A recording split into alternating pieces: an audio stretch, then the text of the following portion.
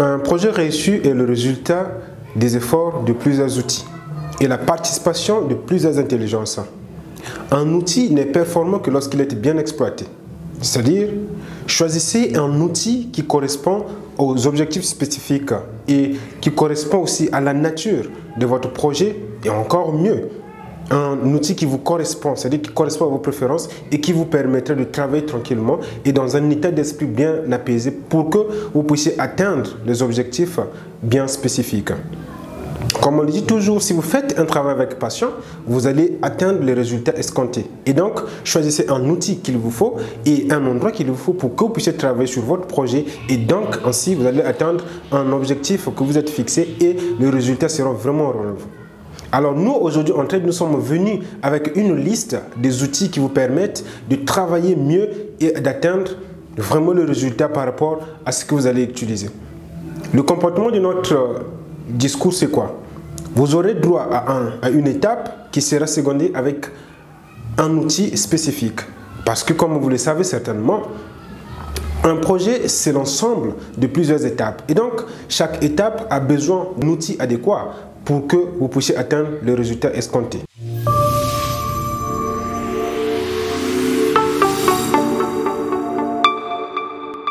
Réussissons ensemble nos projets.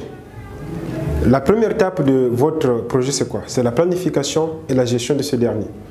En ce moment, vous allez utiliser des logiciels comme Trello, vous avez Asana, vous avez Microsoft Project qui peut vous aider pour bien planifier et gérer votre projet. Désolé, je ne vais pas donner de détails sur chaque outil que je vais vous donner, mais vous aurez le temps de prendre l'orthographe et d'aller faire des recherches soit sur Google, où vous allez trouver d'ailleurs des liens pour vous permettre de télécharger ces logiciels.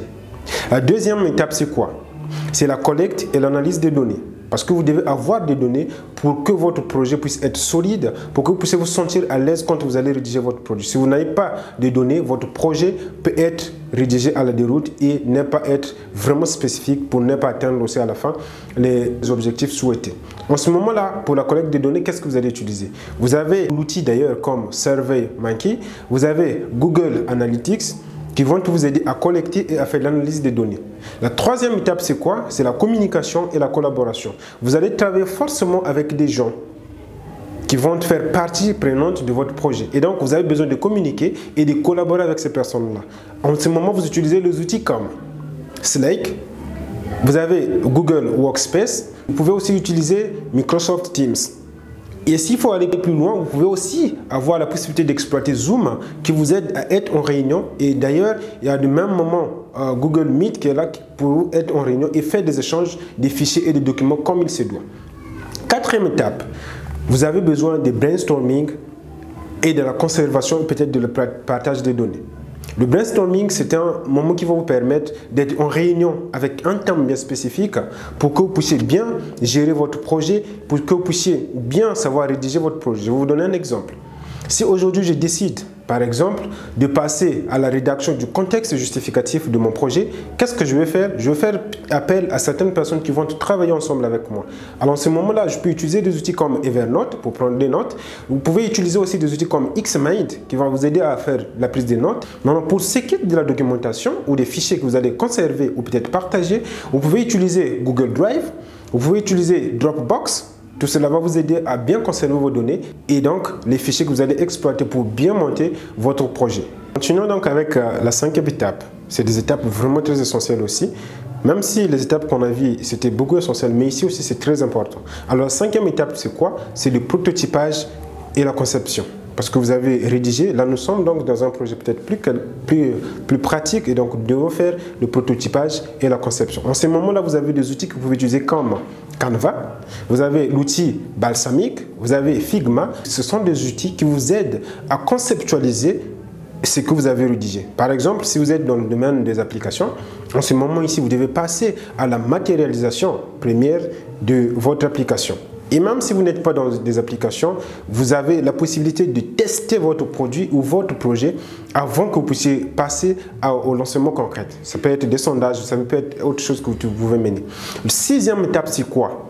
C'est le suivi des performances et des évaluations. Je vous assure, ne lancez pas un projet et que vous ne planifiez pas un moment où vous allez faire le suivi de ce projet-là. Parce que vous devez vous rendre compte où vous êtes en train de partir avec votre projet. Est-ce que vous êtes vraiment encore sur l'objectif que vous êtes fixé ou vous avez dévié?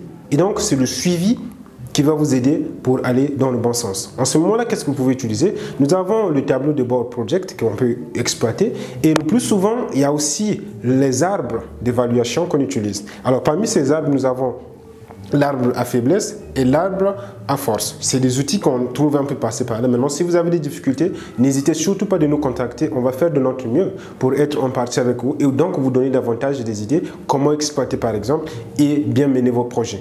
La dernière étape que moi j'ai listée pour vous, c'est la gestion de la relation client. En ce moment-là, qu'est-ce que vous utilisez? Vous avez des logiciels de CRM que vous pouvez utiliser comme HubSpot. Vous avez aussi Salesforce. Ce sont des outils que vous pouvez bien exploiter et pour que vous puissiez atteindre l'objectif souhaité par rapport à votre projet. Par la suite, ce que j'ai envie de dire, c'est quoi? Ces outils sont nombreux et directement, on peut avoir des difficultés pour utiliser tel ou tel autre outil. D'ailleurs, on ne peut pas connaître tout. En ce moment-là, qu'est-ce qu'on fait?